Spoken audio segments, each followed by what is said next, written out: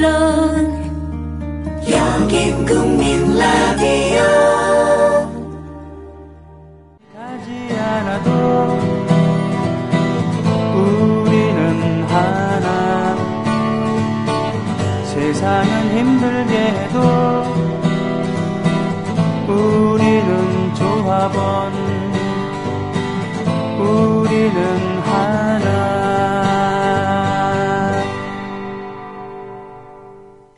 회식 후에 고고.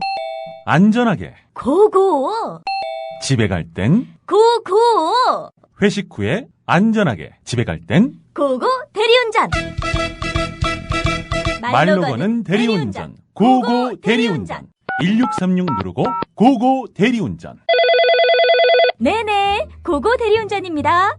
이젠 누르지 말고 말로 걸자고요. 말로 거는 대리운전, 고고 대리운전. 엄마, 소나돼지는 안 돼요. 말하는 전화 문의는 1636 누르고 말하는 전화라고 말해주세요. 고고 대리운전 수익금의 일부는 국민TV에 후원됩니다. 뭐 드시겠습니까? 잠깐만요. 야, 10월달에 신촌에서 뭐 재밌는 거 한다며. 그 개쩐다는 페스티벌. 맞아요. 페스티벌 3. 2014 페스티벌 3. 그게 뭡니까? 뮤지션들 18팀이 펼치는 뮤직 페스티벌. 언제? 어디서? 10월 25일 토요일. 신촌 연세로 차 없는 거리에서 오후 2시부터 하루 종일. 노래만 하는 거야? 아니요. 거리 퍼포먼스랑 마라가들의 캐리커처, 아트마켓도 열린대요. 가만히 있지 않겠다는 사람들 다 모여. 제목이 뭐라고요? 2014 페스티벌 3. 많이 놀러오세요.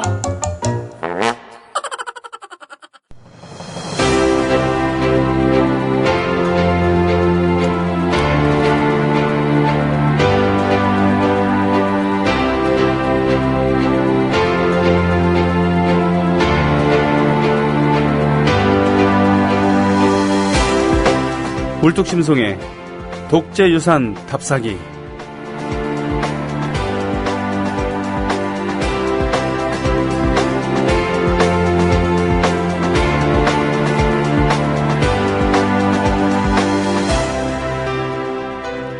우리나라의 독재의 근원은 무엇인가?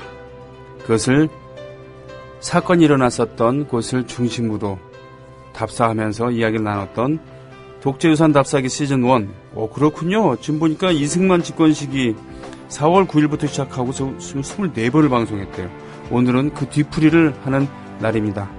네, 호모 무르투쿠스 울뚝신성님 오셨습니다. 안녕하십니까? 안녕하십니까? 네. 자, 호모 무르투쿠스가 무슨 뜻일까요? 그 호칭 때문에 깜짝 놀라가지고 초반부터 목이 메어서 인사도 제대로 못했습니다. 예. 안녕하십니까? 예, 안녕하십니까? 네. 호모 무르투쿠스는 제가 한 건데, 예. 예. 그게 SNS를 하는 사람이란 뜻이라면서요? 예, 끊임없이 SNS로 주절거리는 사람, 이걸 호모 브루투쿠스라고 합니다. 예. 벌써 시작한 지가 꽤 됐네요. 그러게, 우리가 초봄에 시작해서 예, 지금 벌써 9월이 다 지나고 10월까지. 6개월 됐네요, 6개월. 딱 6개월 한다고 생각합니다. 반년을 벌써 달려왔는데. 네. 처음에는 이제, 매주 수요일 오후 2시에 방송을 하다가. 네. 9월 개편 때문에 목요일로 옮겼고. 네, 시간도 1시로 바뀌었고. 네. 예. 처음 시작할 때는 이걸 과연 어떤 얘기를 어떻게 전달해드려야 하는가 하는 것도 이제 좀 잡히지 않은 상태에서 출발을 했다가 해보니까 참 지나온 길을 돌이켜보면 항상 좀 느낌이 새롭잖아요. 네. 예. 그 눈밭에서 아무도 안 간 길 막 걸어가다가 뒤딱 돌아보면 그 발자국 쫙 보이는 장면, 그런 느낌이 살짝 듭니다. 아, 예. 그렇군요. 지금 그동안에 24번을 이야기를 이렇게 했었는데, 근데 이제 글로 쓰는 게 아니고, 또 말로, 게다가, 대본이, 물론 만들어 오셨습니다만, 제가 자꾸 엉뚱한 얘기를 끌어가기도 하고 그래갖고, 미흡한 부분도 있었을 텐데. 제가 가장 강하게 의도를 했던 것은, 이겁니다. 그러니까 분명히 저희가 6개월 동안 다룬 내용들을 전혀 난생 처음 들었다 이런 분들은 거의 안 계실 거예요. 네. 거의 한두 번씩 어디서 들어봤다. 그게 별로 안 좋은 일이 있었구나. 하지만 디테일하게 그게 무슨 일인지는 잘 모른다. 이 정도로 알고 계시는 분들한테 어떻게 하면 가장 편하고 쉽게 그 사건이 그 역사 속 당시 시대의 흐름 속에서 어떤 의미를 가지고 있는가 하는 점을 좀 이렇게 편하게 전달해 드리려고 노력을 많이 한 겁니다.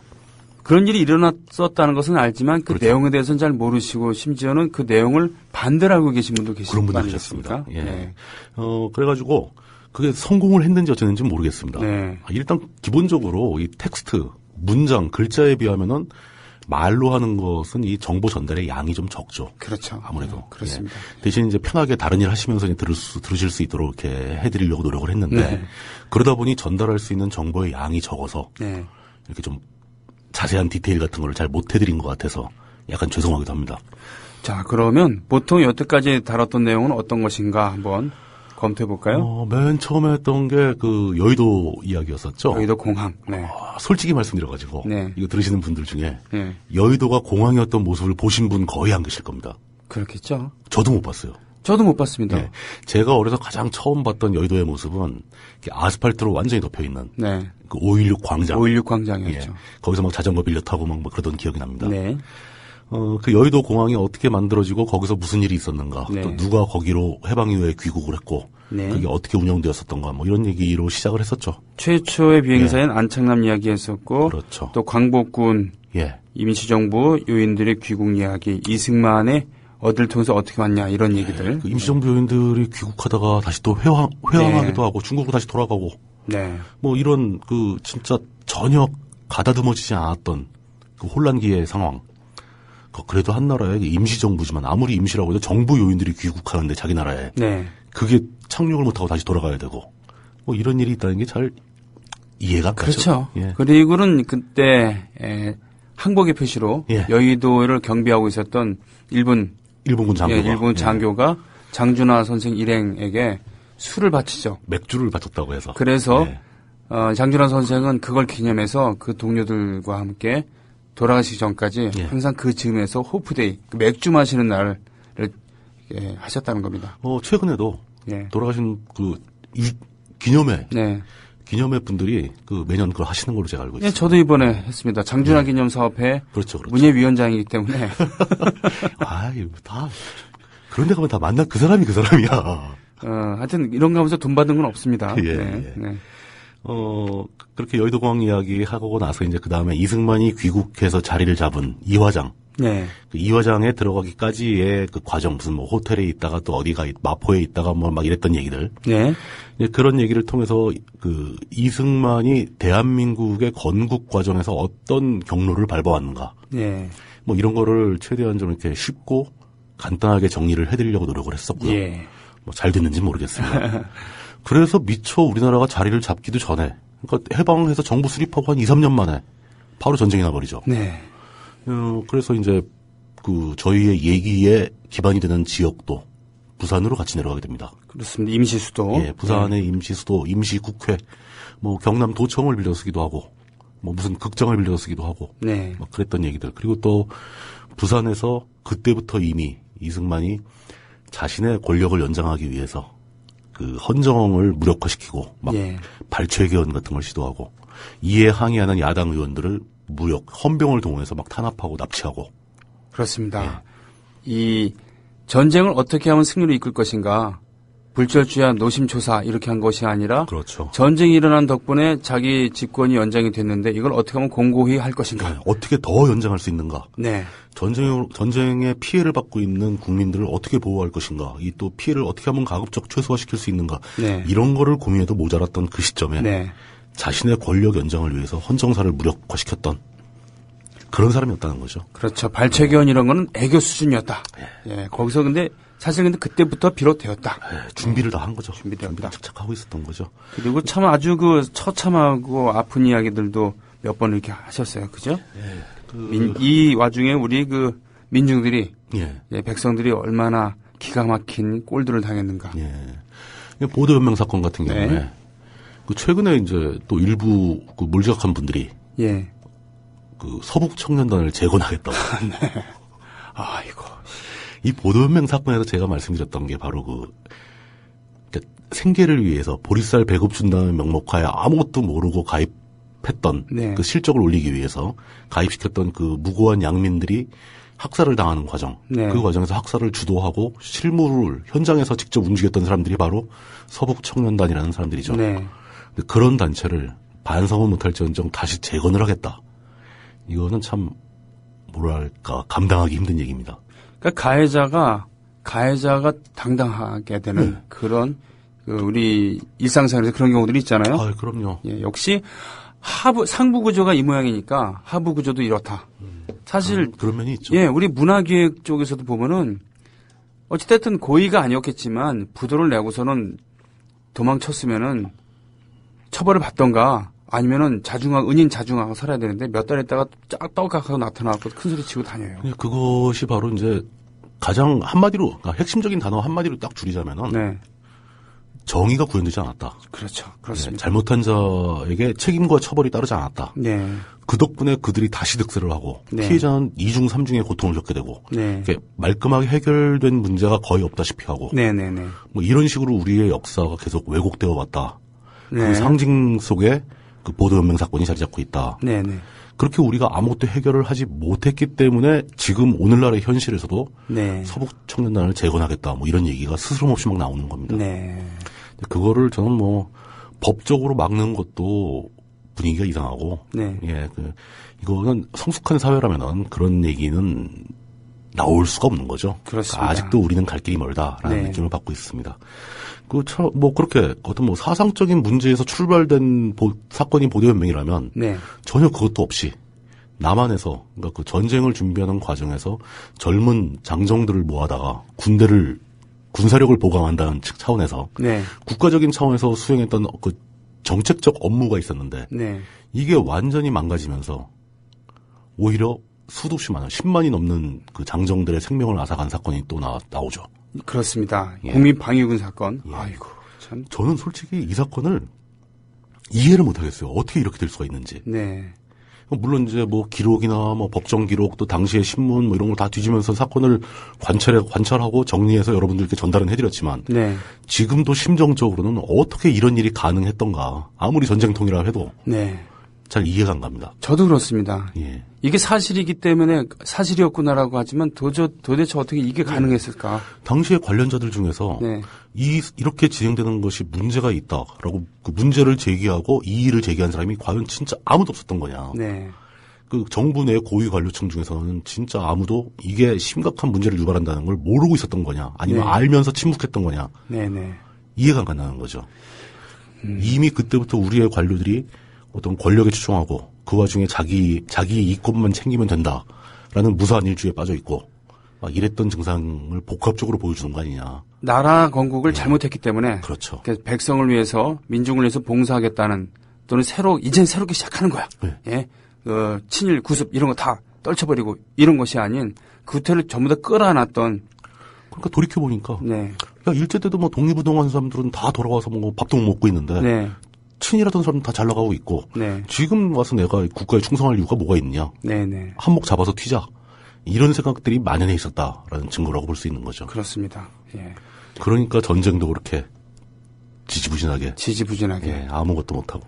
국민방위군 사건 그래도 군대에 소집한 병사들이었다면 네. 바로 그 뒤에 제가 전달해드렸던 그 거창, 함양 이런 데서 벌어졌던 민간인 학살 사건. 예. 이건 더 말이 안 되는 거죠. 국군이 예. 멀쩡한 대한민국 국민을 예.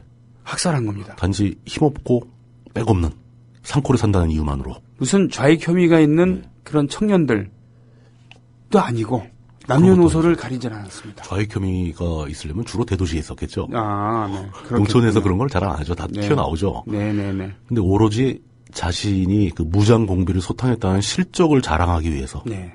일반 민간인들을 막 잡아다 학살을 하는 사건. 예. 이 사건도 아직도 해결되지 않았다라는 점을 제가 전달해드리고. 한두 군데도 아니었어요. 예. 그죠? 그게 전국에 막 동시다발적으로 사방에서 발생했었던 적이 있다. 라는 얘기를 전달해드렸고, 그 다음에 또 이제 그 6.25를 통해서 그 전쟁이 사람들을 어떻게 비참하게 만드는가, 네. 어떻게 잔인하게 만들어버리는가, 네네. 그 좌우의 이념 대립이 심지어 포로 수용소 내부에서도 사람들을 반으로 갈라놓고 네. 하는 그 야만의 기록 중에 하나죠. 거제도 포로 수용소 이야기를 또 저희가 했었어요. 전투 요원들이 전장터에서 예. 상하는 것이 아니라 그럼요. 포로 수용소에서 안전하게 보호되고 있다가 네. 협정에 의해서 다시 돌아가면 되는데 그러기는커녕 포로 수용소 내부에서 패가 갈려서 서로 죽이고 죽고 아주 야만적으로 사제 무기에 의해서 팔다리가 네. 잘리고 네. 막 바다에 버려지고 화장실에 버려지고 이런 그 야만스러운 일들이 실제로 벌어졌었다. 우리 이 땅에서 불과 얼마 되지 않았습니다. 100년, 200년 전도 아니고 5, 60년 전에. 심지어는 이것을 슬기롭게 극복하려고 그러는 것이 아니라 대통령이란 자가 자신의 치적을 위해서 폭력적으로 방공포로를 석방을 했어요. 이 방공포로 석방의 스토리는 그 맥락이 네. 결국 이제 그 전쟁 후에 맺어진 한미 상호 방위 조약으로 이어진다. 네. 그걸 설명하기 위해서 잠시 막 현대까지 돌아오면서 네. 이 한미 상호 방위 조약이 한국 전쟁 이후 우리 사회에 어떤 식으로 존재해 왔고 그게 어떤 영향을 주고 있는가. 네. 지금 현재의 한국과 미국 사이의 군사적인 관계까지 악영향을 주고 있다. 네, 네. 이런 얘기까지 이제 계속 이어서 해드렸는데 네. 이 부분에 대해서는 제가 피드백을 좀 받았던 것 같아요. 네. 한미상호 방위 조약이라는 건 좀 불가피한 부분이 있었던 거 아니냐. 예, 예, 예. 저도 불가피한 부분이 있다고 인정을 합니다. 네. 그렇지만 50년, 60년이라는 세월은 그 불가피함을 이미 털어버리고 남았어야 할 시간이라는 거죠.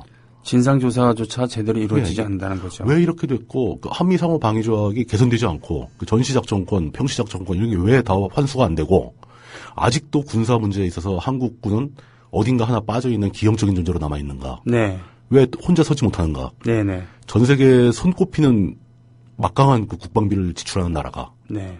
아직도 독자적인 작전을 할 수 있는 능력이 없는 뭐 그런 기형적인 존재로 남아있는가. 뭐 이런 거에 대해서 개탄하는 내용이었었죠. 머리가 빠져있는 그렇죠. 두뇌가 빠져있는 그런 사이보그 같은 그런 느낌인가.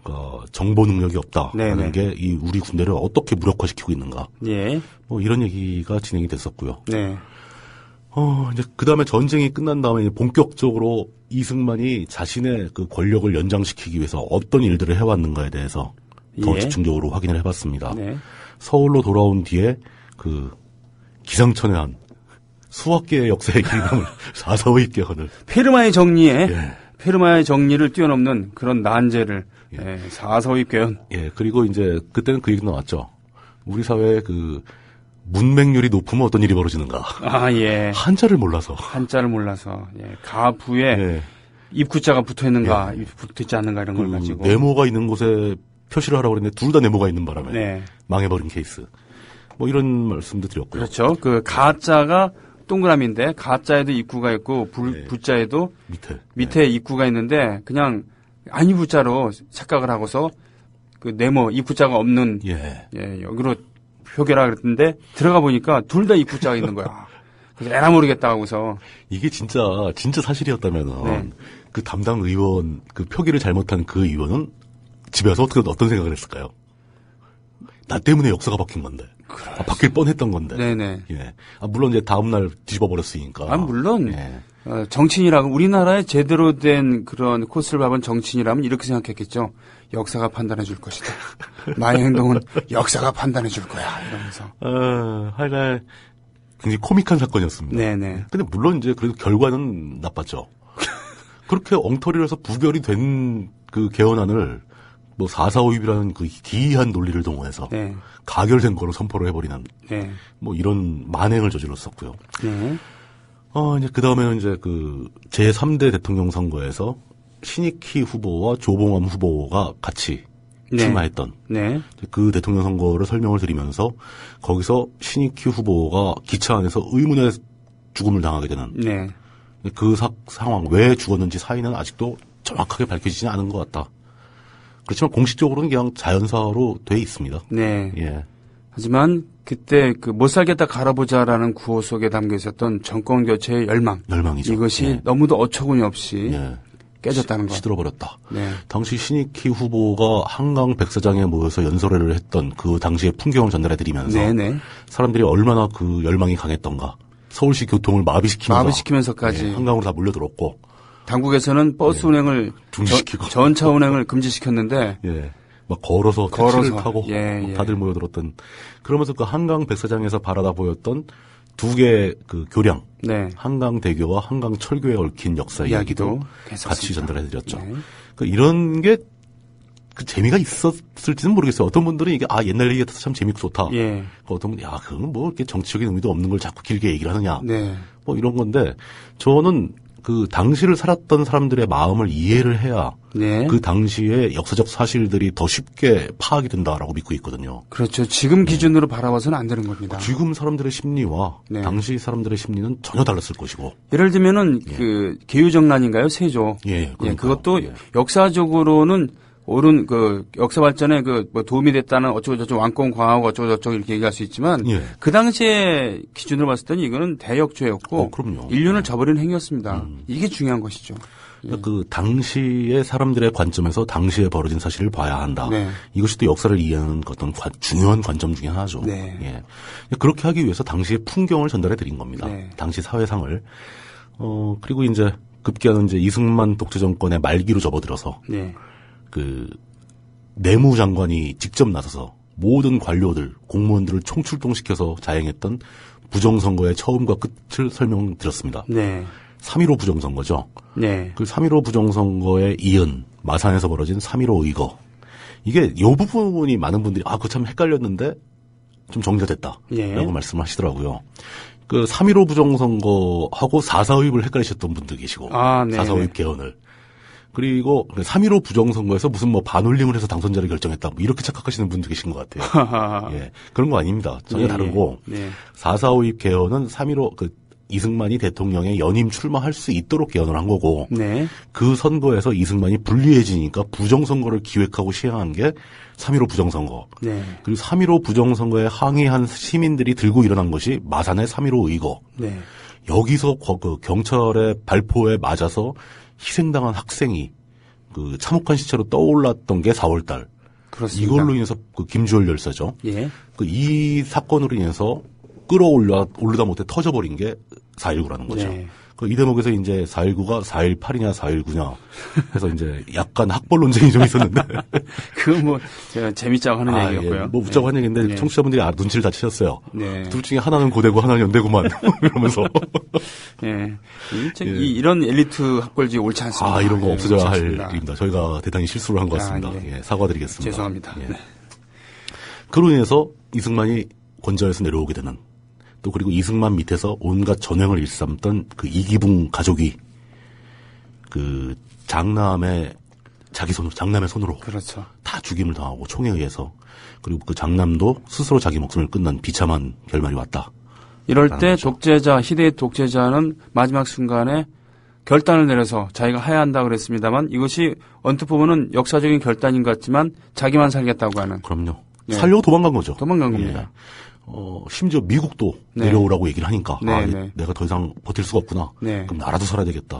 라면서 그때까지 그렇게 데리고 있던 한 가족은 몰살을 하거나 말거나. 그렇죠. 가족뿐입니까? 자신이 거느리고 있었던 경호실장, 과경주라든가. 그럼요. 무수히 많은 사람이 하다못해 깡패 집단들까지 모두 버려두고서. 끈이 떨어져 버렸죠. 뭐 이제. 예를 들면 그런 것이죠. 뭐 다른 나라는 그렇습니다. 이렇게 싸우다가 사세 부득인 것 같으면 자기 목을 내놓죠. 나를 보고 따라오는 사람들은 죄가 없다. 예.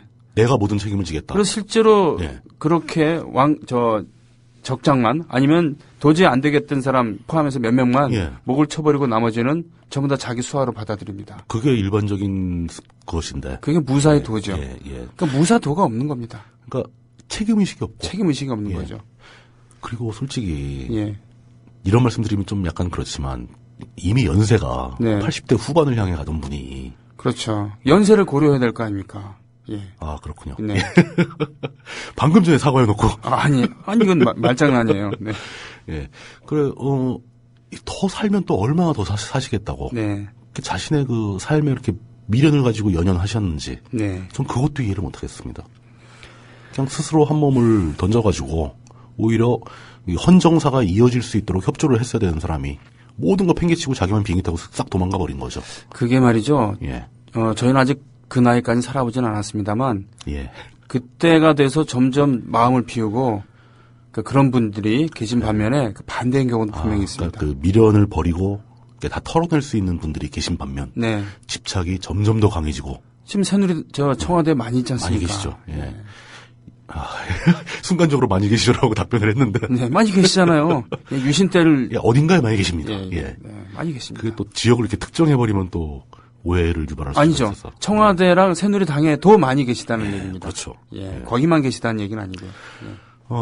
이렇게 하면서 한 시즌의 이야기를 모두 진행을 해봤는데, 네. 뭐, 어떻게 들으셨는지 잘 모르겠습니다. 그러니까 많은 분들이 그때그때 이제 SNS나 메일을 통해서 반응을 주시긴 주십니다. 네. 제가 잘못 얘기했던 거는 정정해 주시기도 하고, 네. 게시판에도 많이 글을 올려주시고, 그래서 제가 아예 에필로그, 소위 말하는 뒤풀이, 이것도 그렇더라고요. 소위 말하는 이것도 중복된 의미이죠. 네, 그렇습니다. 소위가 바로 말하는 바. 그렇습니다. 예, 뭐 그런 네. 뜻이기 때문에 소위를 딱 끝내야죠. 소위 뒤풀이. 예. 아니면 말하자면 뒤풀이. 예, 말하자면 뒤풀이. 네. 예, 이렇게 가야죠.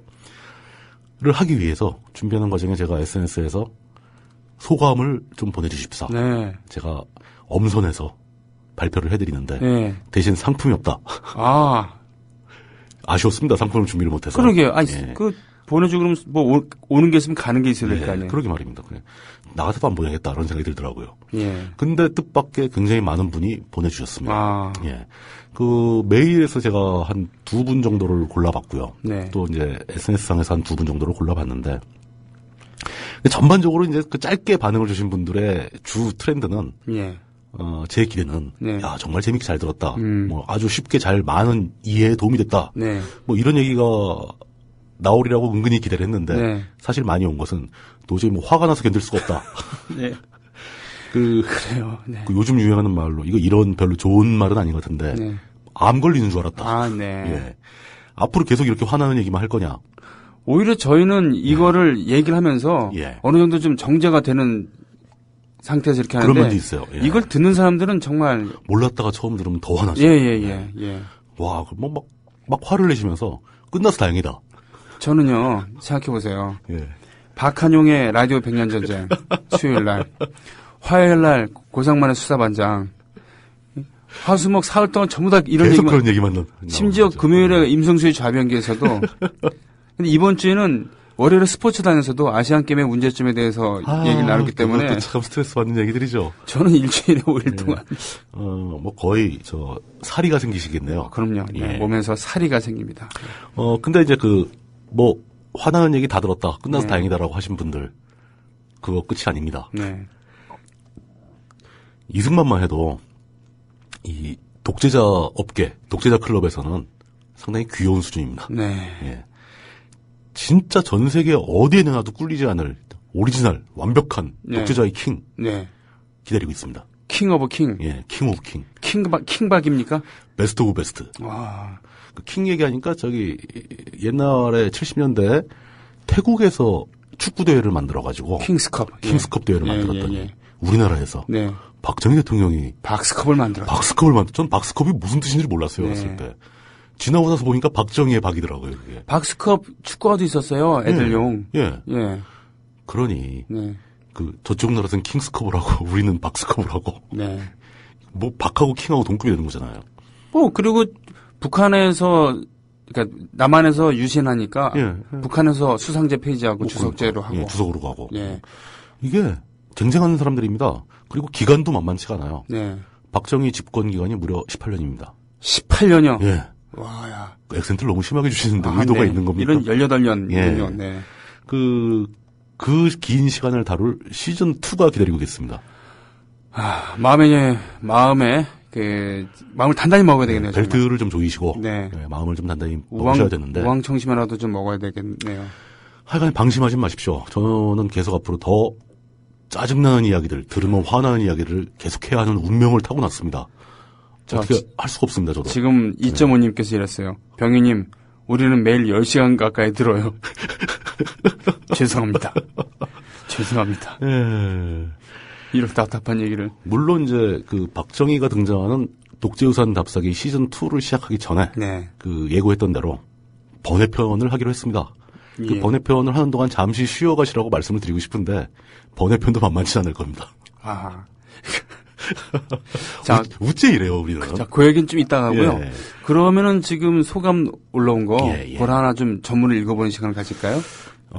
제가 할까요? 아니면은 예, 직접 읽어주시겠습니다. 예, 라이마 리지님의 메일은 라이마 직접, 리지님 무슨 뜻이죠, 근데? 모르겠습니다, 저도. 네. 예, 근데 메일 보내주신 분의 이게 이름이 이걸로 돼 있었습니다. 자, 그런 의미에서 물론 좀 답답한 이야기 뭐 그런 코너 막 사람 답답하게 만든 거였지만 배경음악이라도 좀 평온한 걸 깔고서 한번 읽어볼까요?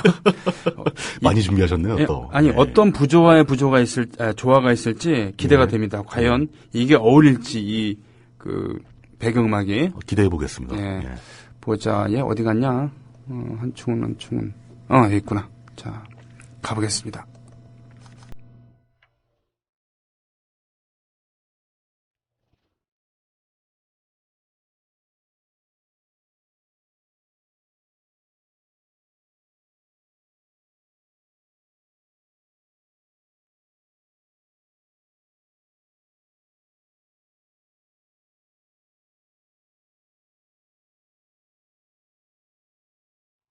물뚝심송의 독재유산 답사기 시즌 1 마감을 축하드립니다. 너무 수고하셨고 시즌 2도 많이 기대하겠습니다.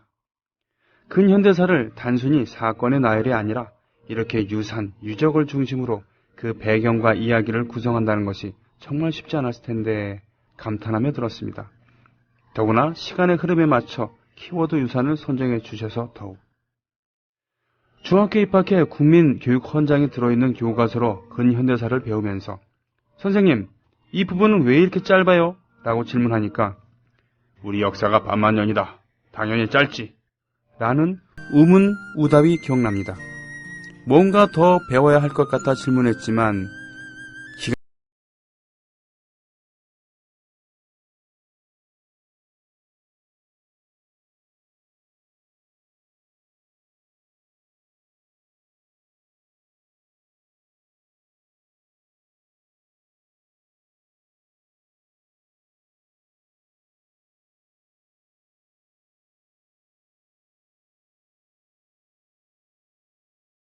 물뚝심송의 독재유산 답사기의 세 줄평. 1. 정말 유익한 방송입니다. 2. 가끔, 아니 대체로 가슴 아프고 분통 터지고 울분이 차오르는 경험을 할 수도 있습니다. 3. 그래도 재미있습니다. 옛날 이야기거든요. 괄호 열고 진행자 두 분이 정말 멋진 입담 가세요. 가끔 노래까지 해주신다니까요. 네. 저희 시즌 1 하는 동안 노래 해주신 적이 있었나요? 있었나? 노래를 틀기만 했지 직접 하신 적은 없는 것 같은데. 앞으로는 노래도 좀 할까요, 제가? 제가 이제 내용을 좀 줄이면 네. 시간을 확보해서 노래 하실 수 있을 텐데. 그렇군요. 예. 근데 번외편 할 때 한번 해보시는 건 괜찮을 것 같습니다. 그렇겠군요. 네. 예. 자, 또 읽어볼까요? 그 다음은 네. 워낙 길게 써주셔가지고 네. 제가 발췌해가지고 짧게 요약을 한번 해보겠습니다. 그러시죠. 왜냐하면 이분이 지적하신 내용에 중요한 논제가 하나 있어요. 그렇군요. 이분은 저렇게 시작을 합니다. 안녕하세요. 나의 독재유산 답사기 청취자입니다. 네. 이게 제목이 틀리셨어요. 나의 독재유산 답사기는 아닙니다. 그냥 독재유산 답사기인데. 예. 국민TV 시즌 1의 완결을 일단 축하드립니다. 일단만 축하하신답니다. 네. 예. 2단은 아니고. 뭔가 다른 얘기를 하실 것 같아요. 네. 고생 많으셨습니다. 처음 시작에는 방송 시간도 불규칙했고 독재유산의 장소도 왔다 갔다 하며 정신없었는데 방송 시간도 정량화되고 독재유산도 시간 순서상의 배열이라 듣기 좋았습니다. 저희가 방송 시간을 불규칙하게 한 적은 없는 것 같은데요. 그건 넘어가세요. 네. 장소로 알아보는 역사적 사건이라는 컨셉이 매우 마음에 들었고 트윗으로 장소에 관한 세부 정보를 달라고 요구했을 때는 그 부분까지 신경 써주셔서 듣는 재미가 있었습니다. 그때 그분이에요. 그래서 제가 거제도 포로 수용소를 공원화시키는 곳에 대해서 네네. 자세하게 좀 말씀드렸던 그렇군요. 적이 있죠. 처음에는 100년도 지나지 않은 현대사에 관한 팟캐스트라서 걱정도 많았습니다. 객관적인 접근이 사실 힘든 두 진행자분들의 연배. 우리 젊잖아요. 네. 저희를 젊게 봐주시는 것 같아요. 네. 예, 감사합니다. 그러니까 이게 한쪽의 일방적인 평가만 나오는 방송이 되지 않을까 했습니다. 네. 이걸 걱정해 주신 거죠. 네. 뭐 이런 얘기를 쭉 하시다가 이제 거두절미하고 네. 바라는 점을 적어보겠습니다. 네. 이제는 확실히 자리 잡혔지만 시즌2는 일단 시간 순서대로 방송을 진행하셨으면 합니다. 이것은 방송 시간을 정확하게 유지해달라는 요청과 함께 사건 발생의 시간 순서를 맞춰달라는 이 두 가지 뜻으로 해석이 되는데. 그러니까 편년체로 말씀하라는 얘기죠. 그러니까 기사 본말처럼 하지 말고 편년체로. 근데 이제 그거는 저희 맘입니다. 그렇습니까? 예, 가급적 저희가 이제 하는 게 들을 때 헷갈리지 않게 구성을 하려고 노력을 합니다. 예, 그러니까 이제 그걸 좀 이해해 주셨으면 좋겠고요. 이제 더 중요한 게 두 번째, 사건을 바라보는 양쪽의 혹은 다수 의견의 시각 차이를 좀 더 살펴봤으면 합니다. 중요한 지점이에요. 예, 그러니까 서로 다른 관점이 존재할 때는 양쪽 관점을 다 비교 평가는 해야 합니다. 그렇지만 양쪽 관점을 다 적용할 수는 없는 겁니다. 그렇죠. 이 부분은 좀 자세하게 더 설명을 드릴 거고요. 세 번째, 왜 사람은 자기가 보고 싶은 것만 보고 믿고 싶은 것만 믿는가에 대한 의문에 대한 해석도 덧붙여졌으면 합니다. 이건 굉장히 중요한 문제죠. 어쩔 수 없는 사람의 본성이죠. 이거는 심리학으로도 심리학의 영역으로 가는 것도 있겠군요. 그렇죠? 항상 흔히 벌어지는 일입니다. 사람은 자기의 눈으로 세상을 보기 때문에 자기가 보고 싶은 대로 보는 거예요. 자신의 처지에 따라서 또 그거를 넘어서기 위해서 노력을 할 뿐이지 본질적으로 그러지 않겠다라고 맘먹는다고 해서 안 할 수 있는 일은 아니에요. 사람은 그렇게 완벽한 존재는 아니거든요. 뭐 그렇습니다. 그리고 네 번째, 또 이것도 굉장히 중요한 지적을 해주셨는데 환기구를 늘려주셨으면 합니다. 스튜디오의 환기구를 어떻게 달지라고 생각을 했더니 개인적으로 팟캐스트 방송으로 정치, 사회, 역사를 다루는 일은 3평. 법적으로 평이라는 단위를 쓰면 안 되니까 9.9제곱미터 3.3제곱미터가 한 평이니까 9.9제곱미터 남짓 원룸에서 문 닫고 창문 닫고 환기구 닫고 번개탄에 고기 굽는 일이다. 이렇게 표현을 하셨습니다. 그렇군요. 예. 그러니까 이게 이해가 됩니다. 예, 어떤 건지 아마 느껴지실 겁니다. 중간에 중간중간에 좀 쉬어가기도 하고. 그렇죠. 팟캐스트의 특성상 귀로만 듣기 때문에 집중력이 높을 수밖에 없고, 집중력이 높아진 상태에서 분노, 우울 같은 부정적인 감정에만 노출된다. 그것을 잠시 해소할 수 있는 탈출구가 필요하다. 그렇군요. 이런 말씀하시는 거죠. 그러면서 제시한 게 가장 쓰기 좋은 환기구는 보통 개드립이긴 합니다. 개드립. 개드립을 좀 많이 쳐달라는 요청이셨어요. 이건 진짜 재능이 필요한 일이에요. 재능이 필요하고 진행하는 사람의 마음이 좀 필요한 건데 사실 우리도 객관적으로 좀 뭡니까 릴렉스하면서 진행하기가 참 힘들잖아요. 힘들죠. 그리고 이 부분은 또 어떤 문제가 있냐면은 이건 청취하시는 분들은 놓치기 쉬운 부분입니다. 저희가 이 방송을 녹음해서 편집해서 나가는 것 같으면은 활발한 개드립이 가능해요. 하긴 그렇네요. 생방송이기 때문에 시간도 딱 정해져 있고 여기 개들이 몇 차 잘못했다가는 우리 날아갑니다. 날아갑니다. 예, 조심해야 되거든요. 부담스러워서 개드립을 못 치겠어요. 물론 전문가가 되려면 그 부담을 뚫고 개드립을 쳐야 되지만 하여튼 그분께서 지적해 주신 4가지 부분 분명히 우리가 참고할 만한 것들이고요. 굉장히 중요한 지적들이셨는데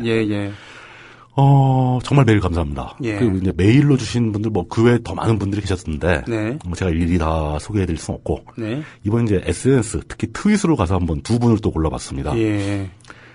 GLI 밑줄 GGG라는 분은 독재유산 답사기 거제 수용소 편을 복습하는데 호러 무비를 보는 것만큼이나 치가 떨린다. 라고 해주셨습니다. 저희가 이렇게 공포스럽게 얘기하지는 않은 것 같은데. 그러니까 사실 자체가 공포스러웠던 것이죠. 역사적으로 벌어졌던 일 자체가 공포스러운 거죠. 그렇죠. 인간성이 완전히 말살된 그 현장. 막 사람이 막 토막으로 발견되고 막 이런 얘기 때문에 그렇게 느끼셨던 것 같습니다. 아이고, 속이 울렁거려요. 섬찟하죠. 그리고 시티즌하고 앰퍼샌드를 써주신 분은 이건 실시간으로 쓰셨던 트위터 같아요. 비혁명적인 방식으로 혁명을 청산? 미친 거 아니야? 그러니까 허정 과도정부에서 그러니까 3.15 부정선거와 4.19를 폭력적으로 진압한 발포를 한 당사자들을 재판하고 처벌하는 과정에서 우유부단한 자세를 보였다. 그러면서 그들이 한 말이 허정 과도정부의 대표가 한 말이 비혁명적인 방식으로 혁명을 청산하겠다. 이런 얘기를 한 걸 도저히 용납할 수 없다. 이런 말씀을 해주셨어요. 말이 됩니다. 저도 엄청 답답한 거죠. 그런 얘기를 할 때 제가 그걸 처음에 정리하면서 느꼈던 답답함이 어느 정도 이제 청취자분들한테 전달이 되고 있구나라는 생각이 듭니다. 제가 이렇게 가학적 변태가 아니라서 네. 청취자분들을 괴롭히려고 일부러 그러는 게 아닙니다. 세디스트가 아니라는 얘기군요. 그렇죠. 저는 단지 그때 일어났던 일들을 최소한 정제해서 어떤 일이 일어났는지만 알고 계셔야 한다. 네. 라는 관점에서 전달을 해드린 건데 이렇게 고통스러운 반응을 보이시는 분들한테는 예. 대단히 죄송한 마음도 많이 듭니다. 네. 네. 이렇게 막 반응을 해주신 분들 일일이 제가 다 감사의 말씀을 개인적으로 막 드렸으면 좋겠는데 예. 보통 이제 메일이 막 수천 통이 넘게 와서 계정이 폭파되고 예. 라는 정도까지는 아니고 그랬으면 좋겠는데. 아이고. 예. 굉장히 많은 메일이 왔었습니다. 예. 참 고마운 일입니다. 예, 정말 많은 분들이 이 방송을 들어주시고 계시구나 네. 하는 느낌이 들었고 그 덕분에 힘이 나서 번외편 시즌2 좀 더 열심히 만들어 보도록 노력을 하겠습니다. 예. 제가 여러분들한테 답해드릴 수 있는, 보답할 수 있는 유일한 길은 좀 더 재미있고 좀 더 알찬 내용을 전달해드리는 것이라고 생각을 합니다. 시즌2 되기 전에 예. 뭐 중간에 번외편은 무엇을 할 것인가 지금 얘기해 주실래요? 아니면 간단히 조금만 정리를 하고 넘어가도록 하죠. 예. 이게 좀 복잡한 문제가 있거든요. 네. 시즌2 말고 번외편 얘기를 하기 전에 아까 그 두 번째 메일에서 나왔던 지적에 대해서 관점의 문제, 네. 양쪽의 관점을 모두 봐야 한다. 네. 이거에 대해서 제가 생각하는 바를 좀 말씀을 살짝 드리겠습니다. 예. 부탁드리겠습니다. 역사는 항상 있는 그대로, 그 현실을 있는 그대로를 직접 정확하게 받아들여야 하는 게 저는 기본이라고 생각합니다. 네. 거기서 출발을 해야 되는데 그 양쪽의 관점이라는 건 결국 해석의 문제거든요. 예. 일단 벌어진 사실에는 서로 동의를 해야 합니다. 그래야 사실 조사가 항상 선행되어야 한다는 게 그래서 그런 거고요. 네. 그렇게 벌어지는 사실을 해석하는 과정에서 양쪽의 관점, 주된 관점을 모두 다뤄야 한다는, 모두 알아봐야 한다는 점에는 동의를 합니다. 네. 그렇지만 저는 여기에 이와 유사한, 그렇지만 의미는 반대되는 하나의 중요한 말을 전달해드리고 싶어서 이 얘기를 꺼낸 겁니다. 진실은 절대 다수결이 아닙니다. 진실은 결국 다수결이 아니다. 예. 역사를 해석하는 과정에서 정파성을 적용하면 절대 안 됩니다. 네. 양쪽 정파가 대립하고 있을 때 서로 다른 해석을 내세우고 있을 때 그 정파성을 버린다는 의미가 양쪽 편을 몽땅 다 들어야 된다거나 양쪽 편을 모두 들으면 안 된다거나 그 정파 간의 중립을 유지해야 한다는 의미는 저는 아니라고 믿습니다. 네. 그 정파성을 버려야 한다는 의미는 그 이미 벌어진 현실을 해석하는 과정에서 어떤 정파적 관점, 정파적 이해관계를 적용하지 말아야 한다. 정파적 관점 자체를 버려야 한다라는 생각이라고 좀 보는 거거든요. 그때 제가 주로 과거에 벌어졌던 역사적 사실을 해석할 때 적용하는 유일하고 가장 보편적인 관점이 딱 하나 있습니다. 그거는 우리는 보통 인본주의라고 부르죠. 인본주의요? 예. 네. 저는 사람을 위하는 관점에서 역사를 항상 보고자 합니다. 네. 그럼 여기서 이렇게 그 좌우 정파 간의 이해를 떠나서 인본주의적 관점에서 역사를 해석하다 보면은 양쪽 일이 다 벌어지죠. 어떤 때는 이쪽 정파에 유리한 결과가 나왔다가 어떤 때는 이쪽 정파에 불리한 결과가 나오고 합니다. 예. 그렇다 하더라도 저는 관점을 바꿀 생각은 없는 겁니다. 불리한 결과가 나왔다면은 불리한 해석의 결과가 나왔다면 그것도 있는 그대로 받아들이는 수밖에 없다. 라고 생각을 하는 거죠. 그래서 더욱더 아프게 받아들여지는 겁니다. 역사는. 네. 항상 우리가 실수했던 것. 그때 지금 현재 야권의 중심을 잡고 있는 이제 과거 민주당, 지금 새정치민주연합이 있을 때 그들의 과거가 어떤 관점에서 해석을 했을 때 이 현재의 새정년에 불리하게 나온다 해서 예. 이 해석을 저는 덮고 싶지 않다는 뜻입니다. 아, 그렇군요. 예. 그리고 반대로 이런 문제도 있죠. 지금 우리나라의 그 보편적인 역사적 관점은 우리나라가 역사적 그 해석이 일반화되지 않고 있다. 역사적 관점이 정립되고 있지 않다라는 표현 그대로 정상적인 관점이 일반화되어 있지 않습니다. 그렇습니다. 예. 도대체 왜 저러느냐라고 의문을 가질 때가 한두 번이 아니에요. 그러니까요. 네. 그 쉽게 예를 들어서 이승만에 대해서 해석을 할 때 이승만을 건국의 아버지다. 네. 당시에는 약간의 독재는 필요했다. 네. 이렇게 말하는 사람들이 실제로는 현실적으로 우리 사회의 주류입니다. 그렇습니다. 그리고 과반수입니다. 도대체 세월호를 왜 저러고 특별법에 그렇죠. 대해서 저렇게 딴지를 걸었는지 우리는 이해를 못해요. 그러니까 우리 사회에 존재하는 유권자들의 반 이상이 네. 그런 시각을 갖고 있다는 뜻입니다. 그런 그렇습니다. 관점을 갖고 있고요. 네. 똑같이 얘기해서 히틀러 시절에 국가주의가 지배하던 그 독일에서 히틀러가 잘못했다, 국가주의가 틀렸다고 생각하는 사람은 제가 보기엔 5% 미만일 겁니다. 네. 그러나 과연 어느 쪽이 진실이었냐는 거죠. 다수가 가진 관점이라고 해서 꼭 진실이 되는 것은 절대 아닙니다. 그래서 이것을 판단하는 기준은 바로 인본주의다. 그렇죠. 네. 저는 어느 쪽이 많은지, 어느 쪽이 적은지, 어느 쪽에 유리한지, 어느 쪽에 불리한지를 역사적으로 벌어진 사실을 해석하는 기준에서 다 빼버려야 된다고 생각하는 네. 겁니다. 내가 적용할 수 있는 유일한 잣대, 유일한 기준, 이것은 사람들, 당시 시대를 살아갔던 우리의 선조들, 우리의 선배들, 그 개인들, 당시의 시대를 살아갔던 하나의 장사미사 민초들, 그 사람들의 관점이 되어서 그 사람들의 눈으로 봐야 한다고 생각하는 거죠. 네. 그 결과 그때 당시에 양쪽 모두가 다 잘못했다. 그 잘못이 지금도 이어지고 있다. 라는 결론이 나와서 현재 우리 사회에서 제가 지지하는 정파가 손해가 되는 일이 온다 하더라도 그 기준을 버릴 수는 없다. 네. 전 이게 역사를 바라보는 저의 관점이고 옳은 관점이라고 생각을 합니다. 알겠습니다. 그렇기 때문에 양쪽의 관점을 모두 봐달라라는 말은 저는 100% 봐드립니다. 네. 그런 관점이 있다는 것은 다 알아야 됩니다. 네, 네. 그렇지만 그 관점을 가진 사람이 다수라고 해서 그 관점에 비중을 더 둘 생각은 전혀 없습니다. 네, 저도 그 점에 대해서는 동의합니다. 그 말씀을 꼭 드리고 싶었고요. 네. 그 메일 보내주신 분이 지금 제가 반박한 그 얘기를 하신 건 아니죠. 네. 어떤 해석이 있는지를 설명해야 한다. 그렇죠. 지금 주류들은 어떻게 생각하고 있다라는 걸 비교평가를 해줘야 된다라는 얘기인데 그 부분을 제가 이제 시간 관계상이나 뭐 이런 거에서 자세하게 못해드린 점은 있다라고 인정을 하는 거죠. 아니면은 그 말 속에 단어 속에 포함되어 있다고 저는 생각합니다. 그렇죠. 예. 그러니까 결국은 그거죠. 제한된 시간 속에 저는 여러분들께 전달해드리고 싶은 내용을 이만큼을 갖고 있는 겁니다. 그렇죠. 예를 들면은 우리가 광주를 얘기를 할 때 그렇죠. 저들은 이것을 광주 사태라고 표현을 했다. 그러면 그 사태 속에 모든 것이 다 들어있는 거 아니겠습니까? 그럼요. 거기서 이제 저들의 해석의 관점도 어지간히 표출이 되고 있다. 이렇게 지금, 보시는 게 맞다고 지금 10월 달이잖아요. 10월 달이면 1946년 10월을 역사적인 사건이 있는데 이거를 그렇죠. 예. 어떤 분들은 10월 항쟁이라고 그러고 예. 어떤 분들은 10월 사태라고 합니다.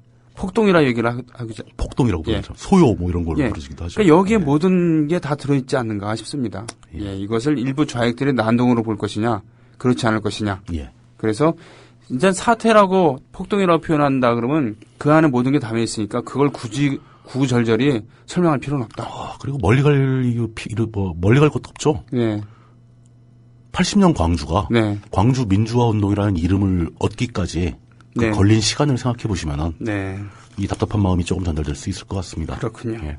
그리고 이어서 이러한 관점을 그러니까 당시를 살아가는 사람들의 관점, 그 사람들에게 도움이 됐는가, 피해가 됐는가, 이 땅을 살아가는 우리 선조들의 입장에서 어떤 것이었던가, 이런 관점을 번외편 기독교 이야기, 대형교회 이야기도 그대로 유지할 생각입니다. 대형교회 이야기. 드디어 나왔습니다. 역사적으로 봐서는 이제 출발은 그 구한말도 아니죠. 조선 후기에 이 한반도에 개신교가 전래되는 그 시점까지 거슬러 올라갈 겁니다. 이제 빠르게 진행이 되기 시작하겠죠. 개신교가 우리 땅에서 어떻게 교세를 확장해 왔는가부터 출발을 해서 이제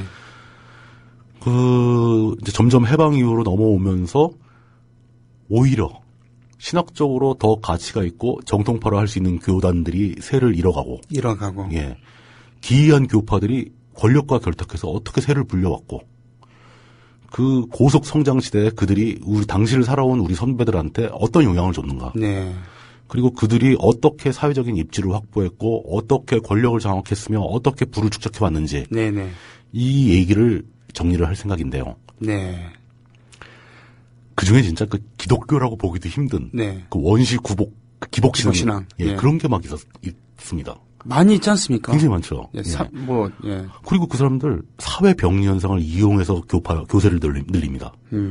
권력의 도움도 받죠. 권력의 도움을 받아서 또 서민들. 권력의 도움을 받는다는 것은 이미 돈 거래가 시작됐다는 얘기예요. 이 현대 사회를 움직이는 혈액과 같은 돈, 이 돈을 어떻게 휘어잡고 어떻게 흘려보냈는가. 게다가 성스러운 직위를 이용해서 또 어떤 성스러운 일을 했는가. 어떻게 또 성을 이용했는가. 그러면서 또 반대로 독재 권력들은 그들을 어떻게 이용했는가. 어떻게 그 둘이 상호 상승작용을 일으켜왔는가. 상부상조하면서. 이런 얘기들을 하게 될 텐데. 높아심에서 이제 이 얘기를 먼저 좀 표현을 딱 짚고 넘어가겠습니다. 네. 결론부터 말하자면 제가 하고자 하는 얘기는 절대 종교적인 이야기가 아닙니다. 저는 뭐 기독교 신학 전문가도 아니고 어떤 교리를 평가하고 분석할 능력도 없습니다. 네. 제가 집중하는 부분은 그런 집단, 사회적 집단들이 어떤 교리를 가지고 활동을 했는가 하는 걸 분석하는 게 아니라 그들이 어떤 사회적 행동을 했는가, 우리 사회에 어떤 영향을 줬는가, 우리 사회 구성원들한테 어떤 영향을 주고 그 구성원들은 어떻게 반응을 했는가 라고 하는 사회적인 얘기를 하는 겁니다. 자기들끼리 모여서 골방에서 기도를 한다면 그것은 종교적인 행위겠죠. 그럼요. 그런 거는 종교의 자유가 있는 국가고 그렇습니다. 헌법이 보장하는 나라이기 때문에 그런 건 저는 절대 비판하지 않습니다. 하지만 그 행동들이 사회와 상호작용을 하고 사회에 영향을 준다면은 분명히 사회적인 관점에서도 들여다봐야 할 내용들이 있다는 거죠. 종교는 정치에 관여해서는 안 된다라고 그렇죠. 주장하는 사람들이 실제로는 가장 정치에 깊숙이 개입하고 있다는 사실. 진짜 정치에 그 그늘 속에서 어마어마한 영향력을 끼치고 있다는 사실. 저는 그런 사실들이 불편합니다. 그렇습니다. 그럼 그런 불편한 사실들이 어떻게 가능했는가? 이거를 얘기하고 싶었던 거죠. 저는 이거는 절대 종교 얘기 아니고 신학 이야기 아니고 교리 이야기 아닙니다. 네. 이거는 사회에 대한 이야기입니다. 그러니까 그러면 그 특정한 교회나 인물을 언급하는 건 좀 자제해야 되겠군요. 막 언급하면 우리 위험해요. 그렇군요. 예. 여기 뭐 경비도 없습니다. 밤길 조심해야 되고. 경비도 없고 여기는. 그렇다 하더라도 청취자 여러분들 중에서 기독교인이 분명히 계실 것이고 그 속한 교파도 있고 종파도 있으실 겁니다. 그런 분들께 뜻하지 않게 불편함을 끼쳐드리게 될지도 몰라서 그 점에 대해서는 제가 미리 사과를 드리겠습니다. 그렇지만 제가 의도한 바는 아니었다. 라는 말씀을 드릴 수 있고 그다음에 또 하나는 그렇게 불편하다 하시더라도 저는 이 사회를 위해서 이 얘기를 하는 거기 때문에 제가 가진 표현의 자유도 있다. 라는 점을 좀 이해해 주십사 하고 양해의 말씀을 드리겠습니다. 알겠습니다. 이 점에 대해서 우리 그 조합원들을 비롯한 청취자 여러분들 좀 마음이 좀 새겨주셨으면 좋겠습니다. 저도 좀 굳은 마음으로. 솔직히 종교 얘기하기가 제일 부담스러워요. 그럼요. 저 원래 인터넷상의 철칙 중에 하나가 정치, 종교, 섹스 얘기하지 말라는데 전 지금 정치 얘기하고 종교 얘기까지 하고 있죠. 우리가 하다가 안 되면은 세 번째도 할까요? 예, 하다가 안 되면 우리 김용민 PD도 좀 불러갖고 좀 얘기 들어보고. 예, 그 현실 얘기도 좀 들어보고. 근데 현실 얘기는 가급적 안 하는 게 좋은데 위험한데. 아무튼 뭐 그거는 이제 우리가 어떻게 노는지 우리는 이제 피드백을 계속하면서 방송을 하는 거니까요. 정식으로 인사 한번 드리겠습니다. 미디어 협동조합 국민TV 국민라디오에 손병희의 나란히 가지 않아도에서 제작한 물뚝심송의 독재유산 답사기 시즌 1을 이것으로 공식 마무리하도록 하겠습니다. 그간 청취해 주셔서 감사합니다. 그리고 앞으로 지속적인 성원 부탁드리겠습니다. 감사합니다. 고맙습니다. 예.